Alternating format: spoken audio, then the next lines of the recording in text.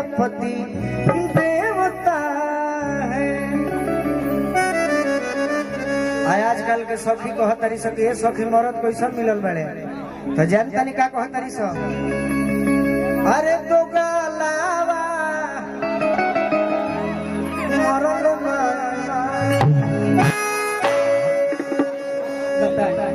बताएं यही समय है यही समय है।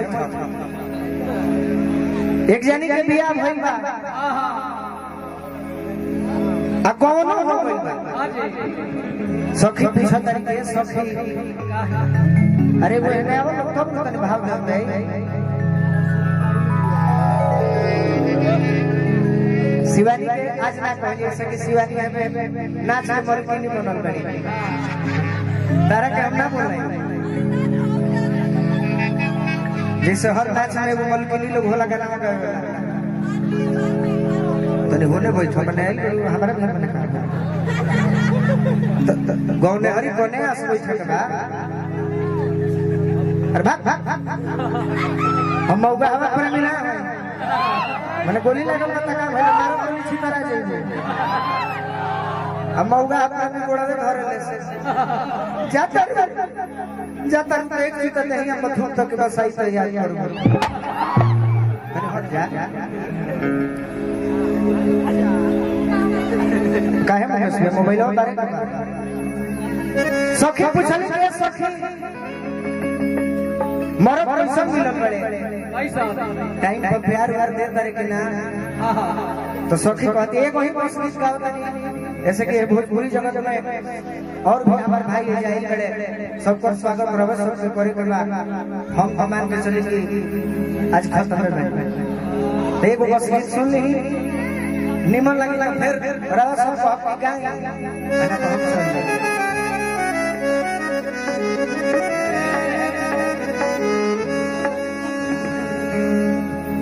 बहुत दिया कि हमारा मिलल बयसन भतार सखी लागे होई जवानी न पाए सखी शिवानी रोए तो हमारा मिलल बयसन भतार सखी लागे होई जवानी न पाए सखी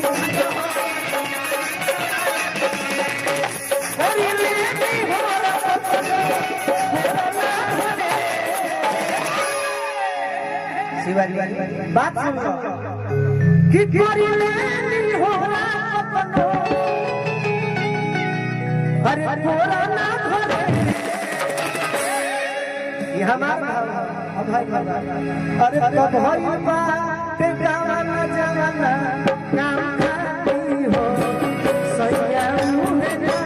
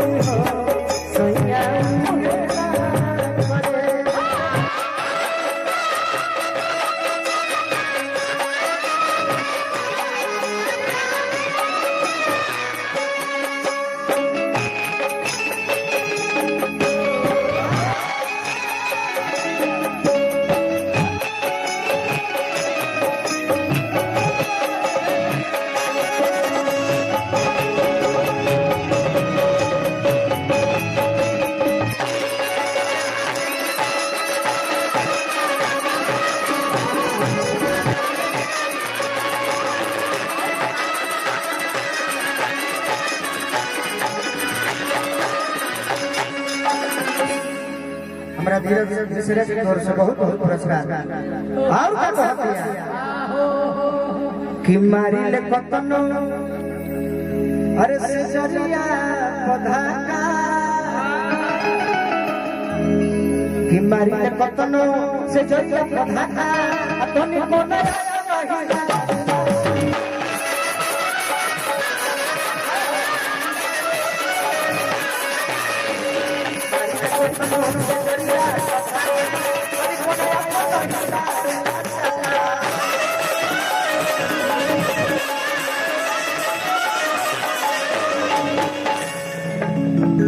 संतोष भैया हमरा अमरेंद्र भैया हमरा हेमंत भैया के से हजारों हजार रुपया के आशीर्वाद आइला बार बार बनवा आशीर्वाद कर ठीक कि मारी कतनो हसे जरिया पधा का तो निकोला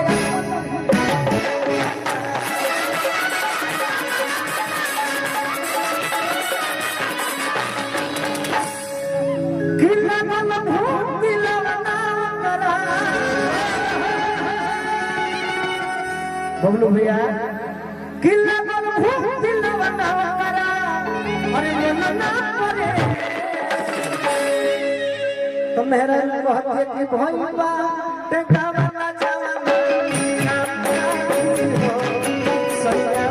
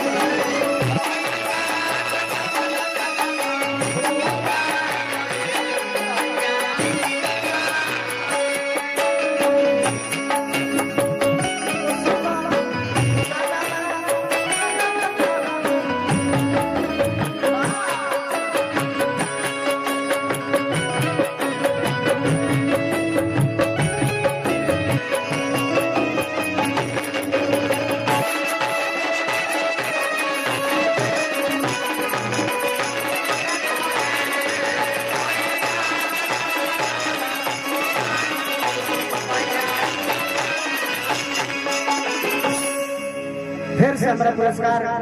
कुरान सराय के मुखिया जी माननीय हमारा समित गुप्ता जी की ओर से हजारों हजार रुपया पुरस्कार बार बार पाना आशीर्वाद की प्रतीक्षा भाव का कि काजा ने बड़े भैया हमारा अमरेंद्र सिंह जी की ओर से जो दुबई से चल के आई धर्म के कहे कि काजा ने कोई कोरोना पे फूटल आज ने नहीं रंगा होला जब से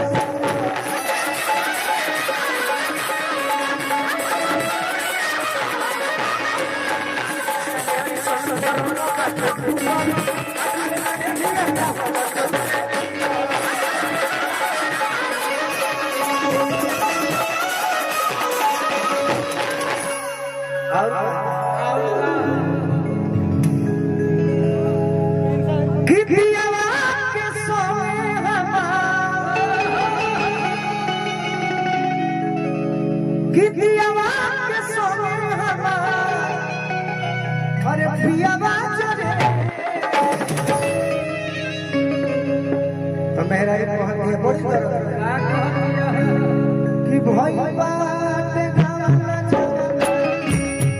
खाती हो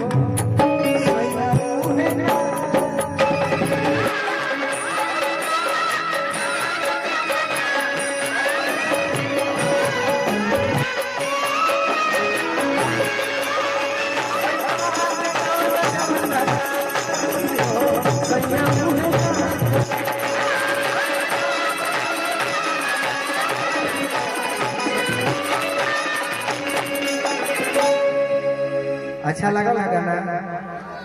कि भाई बाटे गाना जवाना जब हम ठीक हो जाए तभी गाना हम रिलीज करावे गाते हले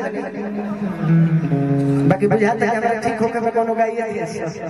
अभी अभी हमरा जे बक्सर हॉस्पिटल में रात से हमरा के एगो अपन बेटा नहीं जान के बड़ी कष्ट सहनी हमरा खाती हमरा चलते हमरा कृष्णा चाचा आई बनी रामनाथ तिवारी बाबा आई बनी कृष्णा चाचा के हम गोड़ छू के गोड़ लागत नहीं रहे सबके दिन बा हीरा और भतीजा और बेटा मंच पर कुछ हो गा रहा बड़े टूटल फूटल सब समय उखड़ल आवाज सही बात जाड़ा के महीना बा हां जी एगो जाड़ा स्पेशल हो जाए